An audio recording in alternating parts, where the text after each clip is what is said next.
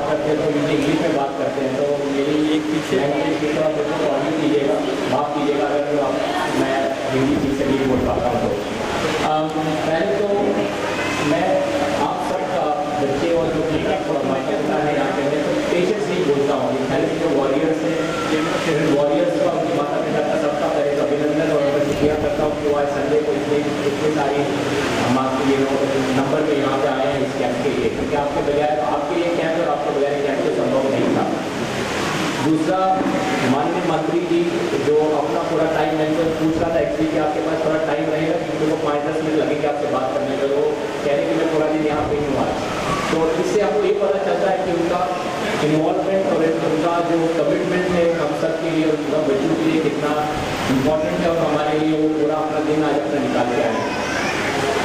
संतोष परमार, तो यहाँ पे जो बच्चा आपने देखा यहाँ पे विनायक परमार के लिए पिताजी हैं, उनका मैंने ट्रांसफर किया था कुछ महीना पहले, और जाते जाते वो मेरे को ये बोल के गए कि सर एक बार हमारे यहाँ पे भी आना है, और मैंने इनको मजाक में बोला था कि जब भी आप बुलाएंगे हम आ जाएंगे। और मेरे को किसी कोई भी एक्सपेक्टेशन नहीं थी कि ऐसा कुछ हमको देखने को मिलेगा, करने को मिलेगा। मैं इंडिया में ऑलमोस्ट 12-13 स्टेट्स में जाता हूँ और रेगुलरली हम लोग कैंप कर रहे हैं, पिछले 10 साल से कर रहे हैं। मैंने ऐसा ऑर्गेनाइजेशन इतनी ज़्यादा मात्रा में और इतना कमिटमेंट नहीं देखा जहाँ पे आपके साथ मंत्री जी पूरा दिन बैठेंगे, एनसीसी के स्कॉट्स आपके साथ वॉलेंटियर करके हेल्प कर रहे हैं, और इतना अच्छा टीम है।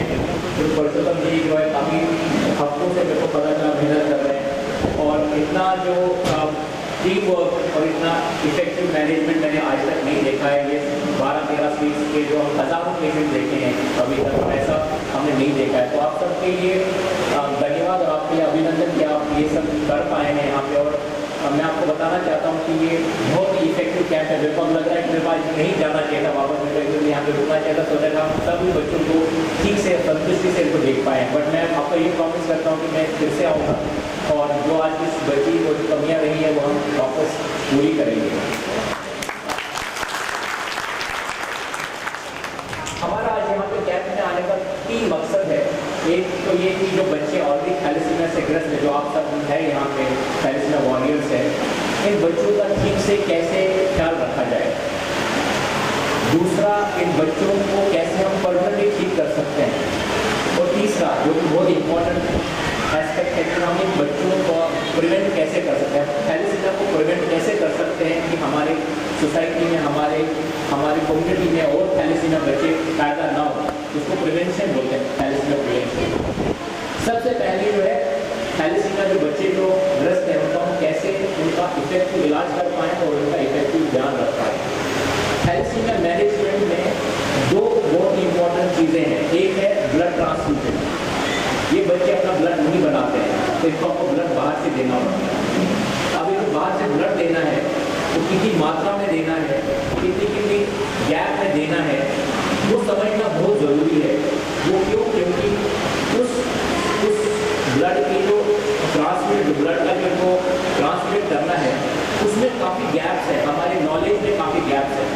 और अब डॉक्टर्स में काफ़ी अंडरस्टैंडिंग का प्रॉब्लम है कि हमको आप 10 लोग के पास जाएंगे, आपको 10 अलग अलग चीज़ें बताएंगे ब्लड को लेकर। कोई बताएगा इसको ब्लड की क्यों जरूरत है, 4 लोग में तो खेल कूद रहा है बच्चा, क्यों ब्लड दे।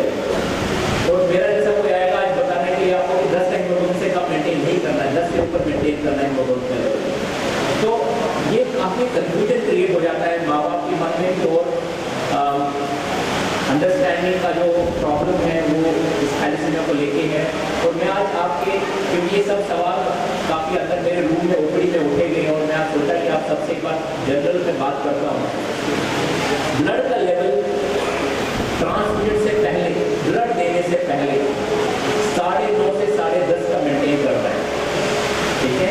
इसमें कोई कॉम्प्रोमाइज़ नहीं है। अगर आपके सेंटर वाले आपको नहीं दे पाते, आपको अपने फाइट करना है अपने बच्चे के लिए। आपको बोलना नहीं कि आपको बताया गया 9.5 से 10.5। अब वो सुनील पर बता रहा है तो कोई वो मेरा और पागल को डॉक्टर आया था बैंगलोर से, ऐसे आपको पागल करके चला गया। तो उनको बताना है कि आप गूगल में जाइए, वहाँ पर थैलेसीमिया इंटरनेशनल फेडरेशन है, दुनिया का सबसे बड़ा थैलेसीमिया ऑर्गेनाइजेशन संस्था है। उनकी वेबसाइट पे जाइए, उस पर चेक कीजिए उसमें क्या लिखा गया है, उसमें कितना लेवल का मेंटेन करने के लिए बताया गया है। वो हीमोग्लोबिन का मेंटेन 9.5 to 10.5 करना है, इसलिए क्योंकि अगर हम ये लेवल मेंटेन करते हैं तो ये बच्चे नॉर्मल बच्चों की तरह पनपेंगे और उनकी नॉर्मल बच्चों की तरह ग्रोथ होगी, उनका लिवर स्ट्रीम नहीं बढ़ेगा, उनकी शक्ल में कोई चेंजेस नहीं आएंगे, उनकी ग्रोथ नॉर्मल होगी, उनका वजन नॉर्मल बढ़ेगा।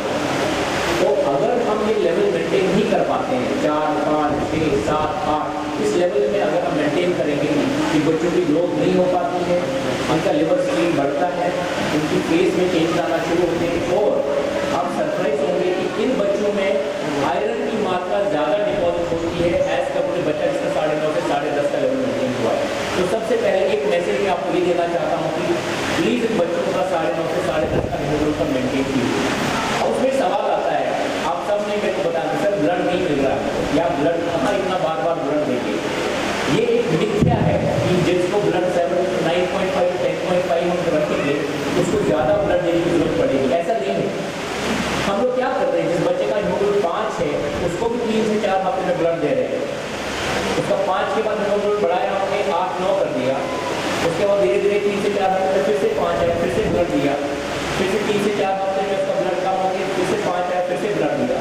इस बच्चे का हीमोग्लोबिन के एवरेज है वो 6-7 के आसपास रहा है इन 3 हफ्तों में। अब दूसरा बच्चा जो है जिसका हमने 9 से 10 हीमोग्लोबिन मेंटेन किया है, 9 से 10 में उसका लेवल 13-14 चला जाएगा, फिर से 3 से 4 हफ्ते में 9 आ जाएगा, फिर से ब्लड देने के बाद 3-4 हफ्ते में 9 आने के बाद इस बच्चे का हीमोग्लोबिन एवरेज है 11-12 है।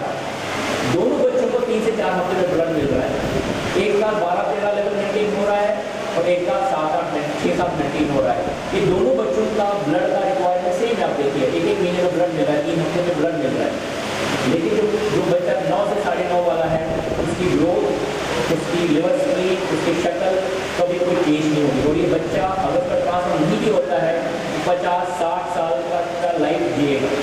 जो बच्चा 4-5 का हीमोग्लोबिन लेके हम चल रहे हैं तो उसका लाइफ 20, 25, 30 से ज़्यादा नहीं हो पाता है, ठीक है। इसलिए प्लीज़, और जब उनका लिवर स्ट्रीम बढ़ना शुरू हो जाता है तो लिवर स्ट्रीम ब्लड खाना शुरू हो जाता है, अंदर बन भी नहीं रहा है और जो बाहर में ब्लड देने को लिवर स्ट्रीम खा रहा है। तो इसलिए इस बच्चे को जिसका हीमोग्लोबिन 4-5-6 है उसको ओवरऑल आगे चल के उसको ज़्यादा ब्लड की रिक्वायरमेंट पड़ती है। तो उल्टा है यहाँ पे, जिसका ब्लड लेवल कम रखते हैं उसको ब्लड की रिक्वायरमेंट ज़्यादा है, तो जिसका लेवल ऊपर रखते हैं उसको ब्लड की रिक्वायरमेंट वह कम होती है।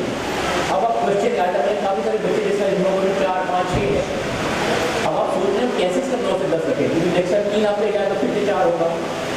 इस बच्चे का हमको सिर्फ एक बार, आज अपने ब्लड का लेवल में 4, आपने इसको ब्लड दिया, आप 2-3 दिन के बाद फिर से जाइए और फिर से लगवाइए इसको ब्लड। ये 4 से 7-8 हो गया होगा, 4 दिन के बाद फिर से जाइए, उसमें इसका हीमोग्लोबिन 8-9 के आसपास होगा, फिर से ब्लड लगवाइए और फिर अपना शेड्यूल जो है 2-3 हफ्ते का जो शेड्यूल है उसको फॉलो कीजिए। एक बार आपको एक्स्ट्रा जाना पड़ेगा जो इसका लेवल ऊपर लेके आए और उसको मेंटेन करें। दूसरा क्वेश्चन आपके मन में आता है कि कितनी देर में ब्लड देना है। ये हर बच्चे का कैलेंडर अलग है, आप एक जनरलाइज स्टेटमेंट नहीं कर सकते हर बच्चे को 1 महीने में एक बार दीजिए। किसी बच्चे का हो सकता है 3 हफ्ते में एक बार लगे, किसी का बच्चे का 4 हफ्ते में एक बार लगे, किसी का 5 हफ्ते में लगे, किसी का 6 हफ्ते में एक बार लगे। लेकिन बेस लाइन ये है कि हीमोग्लोबिन 9 से 10 मेंटेन करना है। वो मेंटेन करने के लिए कितनी देर को ब्लड लगता है हर बच्चे का कैलेंडर अलग चलेगा। आपको ये नहीं देखना है कि पड़ोसी का क्या चल रहा है, पड़ोसी का होगा 4 हफ्ते में चल रहा हो, आपका 3 हफ्ते में चल रहा हो, लेकिन हीमोग्लोबिन 9 से 10 मेंटेन करना बहुत जरूरी है। तीसरा क्वेश्चन होता है कि हम ब्लड कौन सा दें इस बच्चे को और कितना ब्लड दें। हमारे ब्लड के अंदर 3 कण होते हैं, एक होता है रेड सेल लाल खून, दूसरा होता है प्लाज्मा जिसका पानी का कंटेंट होता है, और तीसरा होता है प्लेटलेट्स या व्हाइट सेल्स। इस बच्चे को जो थैलेसीमिया बच्चा है इसको सिर्फ रेड सेल की कमी है, इसमें पानी की कोई कमी नहीं है, प्लाज्मा की कोई कमी नहीं है, प्लेटलेट्स की कोई कमी नहीं है, व्हाइट सेल की कोई कमी नहीं। इस बच्चे को सिर्फ पैक सेल देना, पैक रेड ब्लड सेल, इसको बोलते हैं PRBC। क्योंकि प्लाज्मा देने से, व्हाइट सेल देने से, प्लेटलेट देने से रिएक्शन ज़्यादा होती है ब्लड के अंदर। और हम आपने देखा अपने बच्चों को हम ब्लड देते हैं उनको चिड़िंग होती है, बुखार होता है, वो इसलिए कि हमको होल ब्लड दिया है। तो होल ब्लड ना दें बच्चों को, उनको पैक सेल का ब्लड दें जिससे कि इनका रिएक्शन कम हो के लॉन्ग टाइम में इनको जो ब्लड की जो साइड इफेक्ट्स है वो कम होंगे। तीसरा क्वेश्चन है कि कितना ब्लड देना है बच्चे को, एक टाइम में बच्चे को कितना कितना ब्लड दे सकते हैं। बहुत सिंपल है, ये वजन के ऊपर डिपेंड है। 15 to 20, 15 से 20 ml पर kg। जो बच्चा 10 किलो का है उसको 150 से 200 ml पैक्सल दे सकते हैं। जो बच्चा 15 किलो का है उसको हम 220 से 250, 260 ml तक एक बार में PR दे सकते हैं।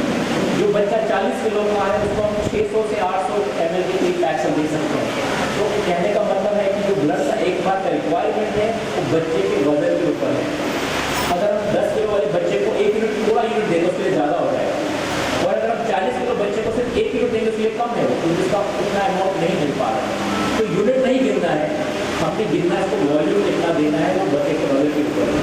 तो ये भी आपको आपने जहाँ पे सेंटर से जहाँ पे ब्लड लगाते हैं प्लीज़ उसको थोड़ा गाइड कीजिए, ऐसा बताया गया। आपने जो ब्लड देना है बच्चे को 15 से 20 ml पर kg कितनी देर में देना है, कितना टाइम ड्यूरेशन में देना है। जब भी ब्लड बैंक से निकलता है बाहर, क्योंकि ब्लड जो है वो फ्रिज में स्टोर किया जाता है 4 से 8 डिग्री में। जब ये बाहर आता है, फ्रिज से बाहर आता है, उसको ये खराब होना शुरू हो जाता है। तो आप ब्लड को जब आप उसको कनेक्ट करते हैं बैक साइड में, तो 4 घंटे से ज़्यादा नहीं कनेक्ट कर सकते।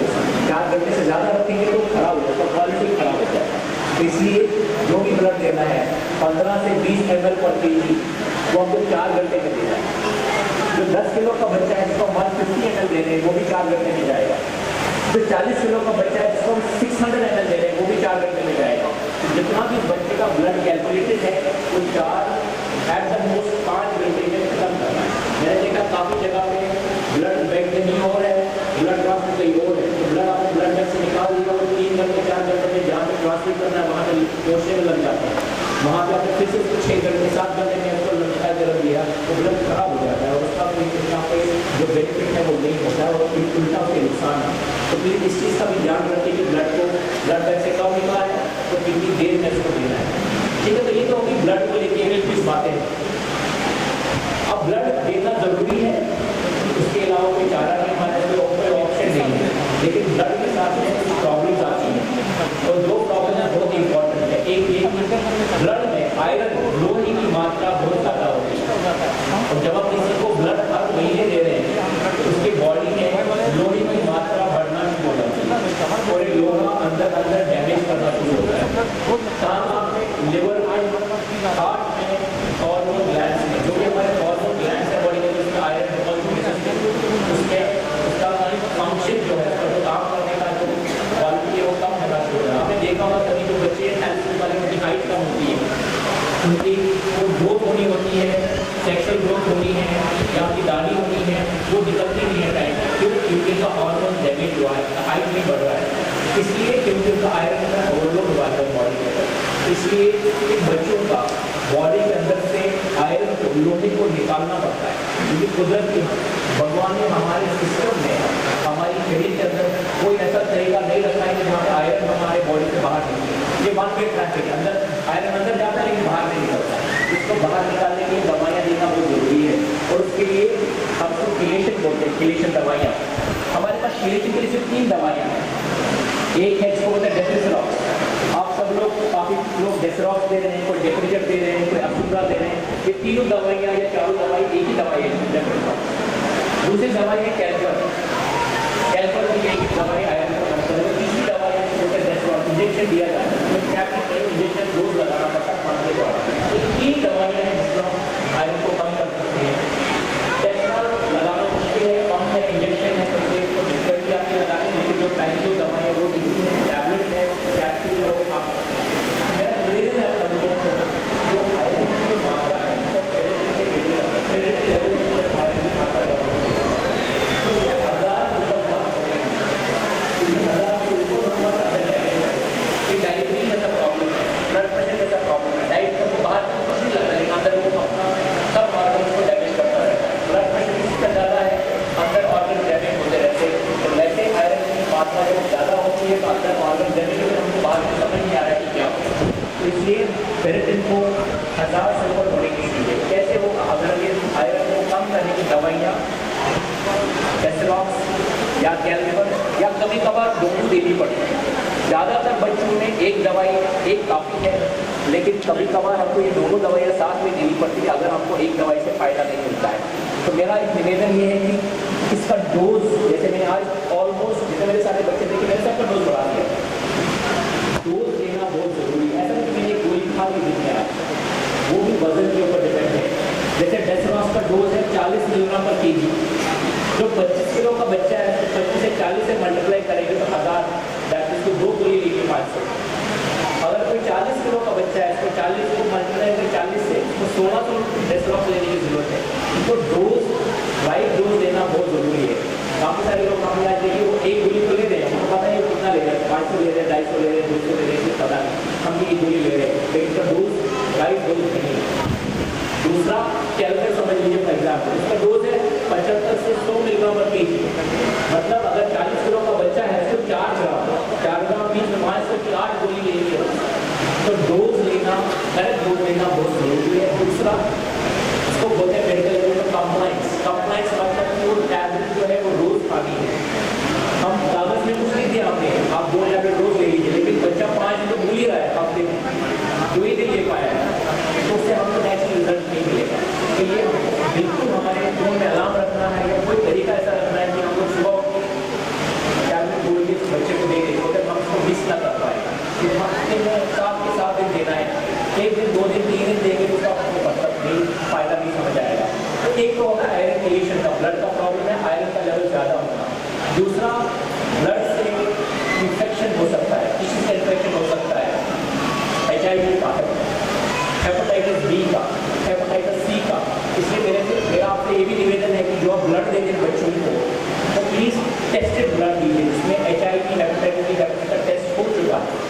ऐसे जनरली कहीं से उठा के ब्लड उठा के उनको दे दिया, वो अच्छी प्रैक्टिस नहीं है। और मैंने आज मैं पर ठहरा हूँ, मैंने 3 HIV पॉजिटिव पेशेंट देखे जो मैं आज अभी तक 60 पेशेंट में 3 HIV पॉजिटिव हैं। वो इसलिए क्योंकि टेस्ट जो है हुआ नहीं है या टेस्ट के बगैर ब्लड को दिया गया है। तो प्लीज़ टेस्ट की ब्लड अगर 9 से 10 मिनट एक लीजिए और आयरन का डिलीशन ऐसा रखिए कि फिर इनको 1000 से ऊपर जाने नहीं देना है, ठीक है जी। तो ये हो गया ब्लड को रिलेटेड और ट्रांसफ्यूजन रिलेटेड और डिलीशन रिलेटेड हमारी जो बातें हैं। आप सबके मन में एक बहुत बड़ा सवाल रहता है कि ये बच्चों को खाना क्या खिलाना है, क्योंकि आपको बताया गया कि खाने में आयरन है, लोहे की मात्रा, जिनको खाने में लोहे की मात्रा ज़्यादा है वो बच्चे को नहीं दीजिए। और जब आप काफ़ी डॉक्टरों के पास जाते हैं, आप मेरे को आज मिले, आप जैसे पहले 10 लोग और मिले होंगे, हर एक डॉक्टर 2-3 चीज़ें आपको बोलता नहीं खाने के लिए। तो जब 10 डॉक्टर हो जाएंगे तो 30 चीज़ें होगी आप नहीं खा सकते। तो दैट मीन्स तो बच्चे को खाने को तो मिलेगा नहीं, क्योंकि आपने सब चीज़ें बंद कर दी है। तो मेरा एक और निवेदन आपसे वो ये कि जो खाने में जो आयरन की मात्रा है, लोहे की मात्रा है, बहुत कम है, नेग्लिजिबल है, ना के बराबर है। 99% जो आयरन इनका मिलता है, 99% लोहा जो शरीर में जाता है वो ब्लड से जाता है, 1% खाने से जाता है। इस 1% के लिए आप इन बच्चों का बचपना मत छीनिए प्लीज। इन बच्चों को सब कुछ खाने दीजिए, उनका बच्चा इनके मन में खाएगा। सारी सब्जियां, हरी पत्ती सब्जियां के लिए बहुत जरूरी है। सारे फल फ्रूट खा सकते हैं, दूध दही, जो लोग मांसाहारी है, चिकन फिश अंडा कोई प्रॉब्लम नहीं है, जितना को खाना था खाने को। इनफैक्ट नॉर्मल बच्चों के कंपेयर को ज़्यादा इंक्रीज की ज़रूरत है, क्योंकि इनमें मिनरल्स की वाइटमिन की कमी हो जाती है। इसलिए प्लीज़ कोई खाने में कोई रोक टोक ना करें, जो भी नॉर्मल बच्चा खाता है इनकी उम्र का उसको खाने दीजिए। सिर्फ मेरा एक निवेदन ये है कि इनका जो वैसे यहाँ पे शायद ऐसा प्रथा कि काफ़ी जगहों पे लोहे के बर्तन में खाना बनाया जाता है, उसमें खाना ना बनाए। एल्यूमिनियम स्टील कोई प्रॉब्लम नहीं है। दूसरा लाल मांस, जो मांसाहारी है, लाल मांस मटन का एग्जाम्पल, वो जितना कम करें उतना अच्छा है, क्योंकि इसमें आयरन की मात्रा थोड़ी ज़्यादा होती है, ठीक है। और तीसरा जो हमारे पास आजकल पैकेज फूड आते हैं, कॉम्प्लान, बूस्ट, ये सब चीज़ें जो मार्केट में मिलती हैं, उसमें काफ़ी सारी चीज़ों में आयरन और एडिशनल ज़्यादा जाता है बाहर से, उसको अवॉइड करें। लेकिन नेचुरल खाना जो घर में खाते हैं सब लोग वही बच्चे खाएंगे, और हरी सब्जियाँ और फ्रूट्स पे स्पेशली आपको फोकस करना है, इनको ज़्यादा दिया जाए तो इनको वाइटामिन मिनरल्स की कमी ना हो। चौथी चीज़ जो है वो है एक्टिविटीज़ को लेके, इन बच्चों को आप बिल्कुल प्रोटेक्ट करके रखते हैं, तो घर को घर से बाहर नहीं जाने दें, को खेलने नहीं देंगे, क्यों? क्योंकि ये कोई प्रॉब्लम है, बीमार के खेल भी नहीं सकते हैं। तो सबसे बड़ा डिस्टर्बेंस करते हैं बच्चों को। इन बच्चों में जब बड़े हो जाते हैं ये हड्डियाँ कमज़ोर हो जाती हैं, हड्डियाँ कमज़ोर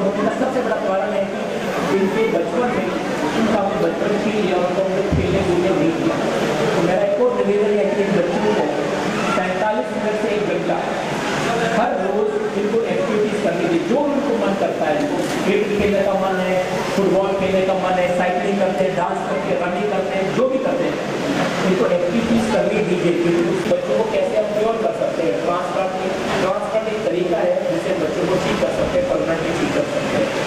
ट्रांसप्लांट के लिए डोनर की जरूरत पड़ती है जो उनके लिए डोनेट कर सकते हैं। जैसे अभी हमने देखा गुड़िया ने डोनेट किया विनायक के लिए, और उसकी डोनर से अपना सेल्स लेकर उसको डोनेट करके उसको ठीक कर दिया है।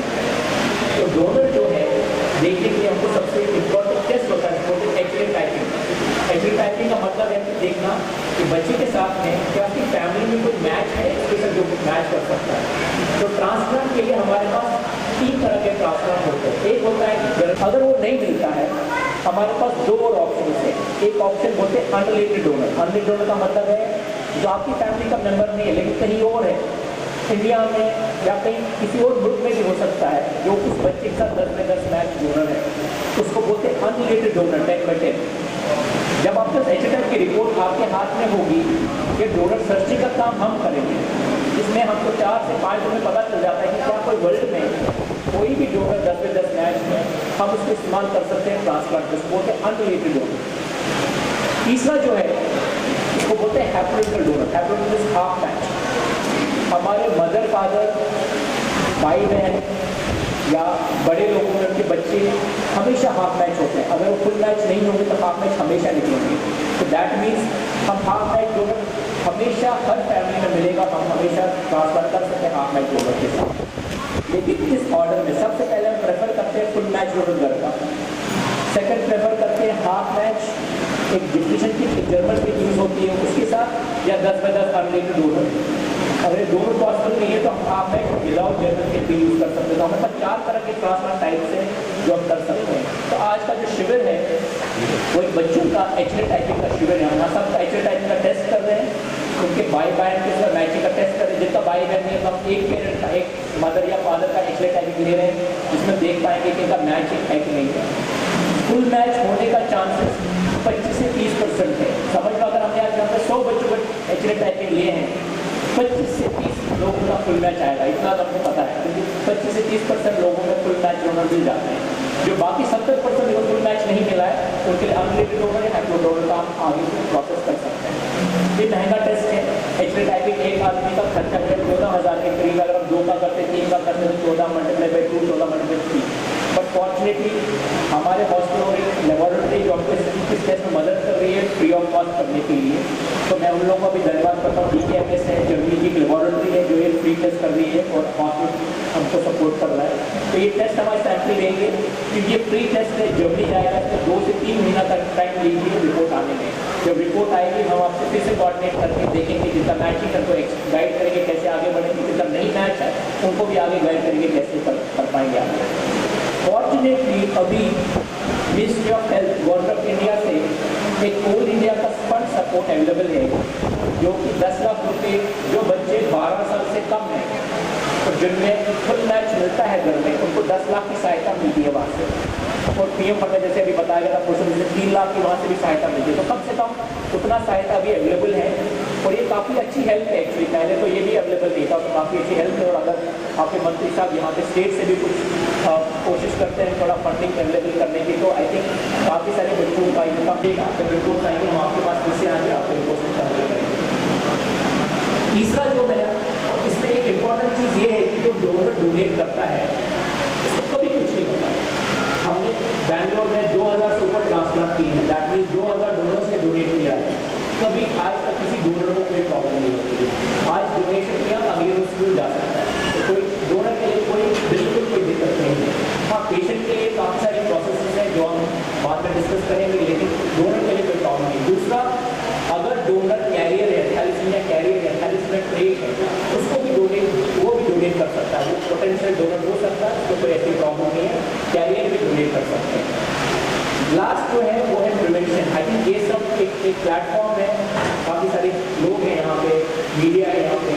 आई थिंक आपके द्वारा मैं एक मैसेज करना चाहता हूँ, हम क्यों थैलेसीमिया बच्चों को जन्म दिला रहे हैं, क्योंकि हम इसलिए ये हो रहा है क्योंकि हमारा प्रिवेंशन स्ट्रैटेजी नहीं है। हमारा हम बच्चों को रोकना, थैलेसीमिया से बच्चे ग्रस्त ना हो, पैदा ना हो, उसके लिए हमारी कंट्री में अभी ज़्यादातर इतना आवाज़ नहीं है। हम लोग सिर्फ बच्चों को ठीक करने की कोशिश कर रहे हैं, लेकिन उस पर ध्यान नहीं है। अब थैलेसीमिया क्यों हो रहा है बच्चे तो इसलिए हो रहा है कि उसके माता पिता है दोनों कैरियर है, तो अनफॉर्चुनेटली कैरियर में कोई दिक्कत नहीं होती, वो नॉर्मल होते हैं, इसलिए उनको पता ही नहीं होता कि वो कैरियर और जब शादी करते हैं तो 25% चांसेस उनके बच्चे को थैलेसीमिया मेजर होगा। अब उसको कैसे रोक सकते हैं हम लोग? वो ऐसे रोक सकते हैं कि अगर हम सब लोग अपना सोसाइटी में अपने कम्युनिटी में मैसेज फैलाएं, जब आप शादी करते हैं एटलीस्ट बच्चा होने से पहले या शादी करने से पहले कम से कम अपने थैलेसीमिया का टेस्टिंग करवा लीजिए, जो कि 400-500 रुपये में हो जाता है आजकल। अगर हमको पहले पता होगा कि हम लोग कैरियर्स हैं, हम लोग शादी जल्दी कर सकते हैं, लोग कैरियर फिर भी शादी कर सकते हैं, वो अपना बच्चा कर सकते हैं, लेकिन हम लोग पहले जागरूक होंगे और पहले हम टेस्ट करके ये पता कर सकते हैं कि जो आने वाला बच्चा है थैलेसीमिया मेजर होगा। 25% चांसेस थैलेसीमिया मेजर होने का, लेकिन 75% है चांसेस कि वो नॉर्मल बच्चा होगा। तो अब हम लोग आपस में अपने रिलेशन में, अपने आस पड़ोस में, पड़ोसियों में तो हम लोग कितना कर सकते हैं कि हम उनको किस प्रॉब्लम के ऊपर जागरूक कर सकते हैं। ये प्रॉब्लम जेनेटिक प्रॉब्लम है, फैमिलीज में रन करती है, तो आपके आसपास एक्चुअली जो आपके भाई बहन कजन चाचा ताया मामा जो उनके बच्चे हैं उनमें चांसेस है उनको ये जीन हो सकता है, तो उनको प्लीज गाइड कीजिए तो आपकी फैमिली में और बच्चे थैलेसीमिया के साथ ग्रस्त ना हो, उसको जरूर कर पाए। मीडिया का बहुत इंपॉर्टेंट रोल है, अगर ये लोग थोड़ा कैंपेन करके लोगों को जागरूक करेंगे तो हम लोग थैलेसीमिया प्रिवेंशन कर सकते हैं।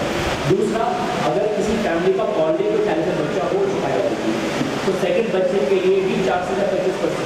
तो मैंने आज जैसे कुछ 2 फैमिली के 2 बच्चे थैलेसीमिक हैं, तो इसको भी हम रोक सकते हैं। एक बच्चा थैलेसीमिक है तो दूसरा बच्चा कर सकते हैं, बिल्कुल कर सकते हैं, प्लीज टेस्ट करवाइए पहले अगले बच्चे का 10 से 12 के लिए प्रेगनेंसी में टेस्ट करवाइए, तो जब एक और बच्चा थैलेसीमिया से उसी फैमिली में पैदा ना हो उसका और एक बच्चा पैदा है।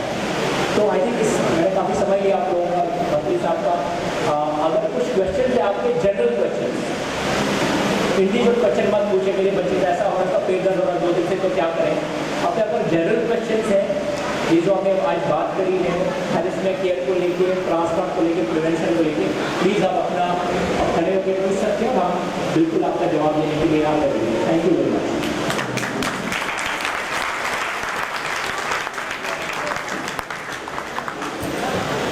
मैंने आपको क्या बताया था कि अपने बालिका को लेके उसका टेस्ट करवा, उसको प्लीज ऐसा क्वेश्चन मत पूछिए, मैं आपको मिलूंगा रिजल्ट तो मैं आपसे बात करूंगा। इसको क्या है कि साल 2 साल में एक बार ब्लड चढ़ता है 2 दिन बाद। सर मेरे को मिलिए अंदर मैं आपसे बात करता हूँ, बट जनरल क्वेश्चन अगर है तो प्लीज बात कीजिए। सर मेरा क्वेश्चन ये था कि जब ब्लड कलेक्ट करते हैं तो हॉस्पिटल वाले बोलते हैं कि इसको बॉडी टेम्परेचर में थोड़ा रखना पड़ेगा आपको कुछ देर तक, तो आधा से 1 घंटा वो बॉडी टेम्परेचर में रखवाते हैं, उसके बाद जब ब्लड लगाते हैं तो 3 से 4 घंटा ऑलरेडी हो जाता है, तो क्या इस कंडीशन में वो खराब हो जाता है या फिर लंबे हो जाता है? जब ब्लड बैंक से ब्लड लाते हैं ना तो उसको जो फ्रीजर से आधा घंटा रहता है तो बोलते हैं कि इसको बॉडी टेम्परेचर में आपको रखना है थोड़ी देर तक। बहुत अच्छा सवाल है। तो इनका क्वेश्चन है कि ब्लड बैंक में ब्लड जो है 4 से 8 डिग्री में फ्रिज में रहता है, जब आपको बाहर लेके आते हो कि आपको बच्चे को कनेक्ट करना है, काफ़ी जगह पर ऐसा प्रैक्टिस है, उसको बोलते हैं कि ठंडा ब्लड है उसको मत चढ़ाइए, उसको गर्म होने दीजिए, उसके बाद गर्म होने के बाद चढ़ाना शुरू करेंगे। ये प्रैक्टिस बिल्कुल गलत है। जो फ्रिज से बाहर ब्लड आता है उसको डायरेक्ट कनेक्ट कर सकते हैं। सिर्फ एक ही कंडीशन में जो आपके लिए एप्लीकेबल नहीं है, हम डॉक्टर से एप्लीकेबल है, उसको बोलते हैं मैसिव ट्रांसमिट, जिसका एक्सीडेंट हो गया समझ लो, और एक्सीडेंट के बाद उसको आपको 2 घंटे में 10 मिनट ब्लड लेने हैं, उसको गर्म करके लेते हैं, उसको बोलते हैं मैसिव ट्रांसमिट। लेकिन थैलेसीमिक बच्चों के लिए जो जितना भी ब्लड उसको देना है 15 से 20 ml पर kg, उसको डायरेक्ट फ्रिज से निकाल के कनेक्ट करके डायरेक्ट कनेक्ट करना चाहिए, क्योंकि जब हम उसको गर्म करने की कोशिश करते हैं उसमें टाइम ज़्यादा लगता है और वो खराब होना शुरू हो जाता है। तो डायरेक्ट फ्रिज से निकाल के बच्चे को कनेक्ट करना राइट प्रैक्टिस है। उसको ऐसे रखना नहीं, उसको गर्म करने के लिए नहीं रखना उसको। सर ये इनका अगला सवाल है, कितने छोटे बच्चे का कर सकते हैं? देखिए किसी को लीकीमिया है, ब्लड कैंसर है, किसी को एप्लास्टिक एनीमिया है, वहाँ पर हम वेट नहीं कर सकते, लेकिन थैलेसीमिया जो बच्चा है वहाँ पर तो इमरजेंसी में हम वेट कर सकते हैं। तो थैलेसीमिया जो बच्चे हैं सबसे जब उनकी उम्र 1.5 से 2 साल होती है तब हम शुरू करते हैं ट्रांसप्लांट करना। तो अगर 6 महीने का डायग्नोसिस है, 8 महीने का डायग्नोसिस, उसके अंदर ट्रांसप्लांट हम अवॉइड करते हैं। 1.5 से 2 साल के बाद शुरू करते हैं, उसके बाद जितना बच्चा छोटा हो उतना रिजल्ट अच्छा है। 2 साल का 3 साल से बेटर रिजल्ट है, 3 साल का 4 साल से बेटर रिजल्ट है, 4 साल का 5 से बेटर रिजल्ट है। 2 साल के बाद शुरू करते हैं और जितना बच्चा छोटा उतना बेटर है। अब ऐसा क्यों करते हैं? तो इसलिए करते हैं कि जब बच्चा छोटा होता है, समझ 1 साल से कम है, एक तो बच्चा छोटा है, उसको 1 महीना के ट्रांसफर के अंदर थोड़ा मैनेज करना थोड़ा डिफिकल्ट होता है, पेरेंट्स के लिए, हमारे लिए भी थोड़ा डिफिकल्ट रहता है। दूसरा, ये देखा गया कि जो बच्चे 1 साल से कम है, तो जब ट्रांसफर में दवाइयाँ देते हैं तो उसको रेस्पॉन्ड थोड़ा अलग तरीके से करते हैं, इसमें रिजेक्शन का रेट थोड़ा ज़्यादा है। इसलिए थैलेसीमिया में 1.5 से 2 साल में शुरू करना, उसके बाद जितना छोटा बच्चा होता है, क्या ब्लड जो है, ब्लड बैंक के अंदर जब उसको फ्रीज में रखते हैं 4 से 8 डिग्री के अंदर, उसको 6 हफ्ते के लिए आप स्टोर कर सकते हैं, ठीक है। लेकिन जब हमने आज ब्लड को कलेक्ट किया, उसको स्टोर करना शुरू कर दिया, धीरे धीरे उसका जो समझ लो क्वालिटी है तो धीरे धीरे कम होता है, और 6 हफ्ते के बाद तो वैसे उसको यूज़ नहीं करते। अब थैलेसीमिया के बच्चे को, क्योंकि उसको ब्लड जो है बार बार लगना है, तो हम चाहते हैं इसको थोड़ा अच्छा क्वालिटी का ब्लड मिले, तो इसका जो फ्रीक्वेंसी है ब्लड, आपने कभी देखा होगा, आप ब्लड लगाने जाते हैं, इस बार आपने ब्लड लगाया और आपका ब्लड 4 हफ्ते का बड़ा अच्छा लेवल रहा, अगली बार लगाने के तो हमने फिर से ब्लड दिया, उतना ही ब्लड दिया, लेकिन वो 2 हफ्ते के बाद खत्म हो गया। तो अगर आप जितना फ्रेश ब्लड लगाएंगे उतना बेटर है, क्योंकि उसका क्वालिटी, उसका जो कंटेंट है वो बेटर है। तो मेरा सजेशन ये रहता है कि 1-2 हफ्ते तक का स्टोर करने का ब्लड थोड़ा बेटर है, उससे ज़्यादा अगर स्टोर है तो थोड़ा अवॉइड कर सकते हैं। बट वो कोई पत्थर की लकीर नहीं है, क्योंकि इसमें डिपेंड करता है कि वो ब्लड बैंक के पास वो ब्लड ग्रुप अवेलेबल है नहीं है। अगर 4 हफ्ते का भी ब्लड है, अगर उसके पास कोई व्यवस्था नहीं, आप बिल्कुल दे सकते हैं, सेफ है। लेकिन जितना कोशिश करें, जितना 1 हफ्ता से कम अगर ब्लड हो तो उसका क्वालिटी थोड़ा बेटर रहता है। दूसरा एक बहुत इंपॉर्टेंट, मेरे बिल्कुल भी ध्यान में आया, वो एक बहुत इंपॉर्टेंट मैं आपको एक मैसेज देना चाहता हूँ। हमारी कंट्री में एक मिथ्या है कि हम अगर किसी को ब्लड चाहिए तो अपने फैमिली का देना चाहिए, मेरा खून है, मेरे खून को ज़्यादा चाहिए। तो सबसे खराब प्रैक्टिस है, अगर मैं आपको कहूँ, अपने फैमिली मेम्बर्स का, रिलेशन का ब्लड कभी भी बच्चे को नहीं देना चाहिए। क्यों? उससे क्या होता है, सेंसिटाइजेशन होती है, और उस बच्चे को अगर आगे जाके ट्रांसप्लांट की जरूरत है, लिवर, किडनी, बोन मैरो, किसी भी चीज़ की प्रॉब्लम है, उसमें रिजेक्शन का रेट बहुत ज़्यादा होता है। अभी मेरे पास कोई भाई साहब यहाँ पर ट्रांसफर के आए थे, उनका डी से रिपोर्ट दिखाया, डी से बहुत हाई है, 11,000 12,000। वो क्यों हुआ है? क्योंकि उनका अपना फैमिली मेम्बर से ब्लड मिला और वो ट्रांसफर नहीं हो सकता उसका। तो अपनी फैमिली मेम्बर, अपने रिलेशन से ब्लड मत दीजिए बच्चे को। अगर आपको डोनेट करना है, आप ब्लड बैंक को बोलना है कि हमारा आप एक्सचेंज करके दीजिए, मेरा ब्लड किसी और को दीजिए, उसका ब्लड आपको दीजिए। आपके रिलेशन में नहीं है, आपके खून का रिलेशन नहीं है, उसका ब्लड यूज़ करें। से आया हूँ अपनी भांजी को लेकर। आज आए मंत्री हमारे माननीय प्रधान डॉक्टर साहब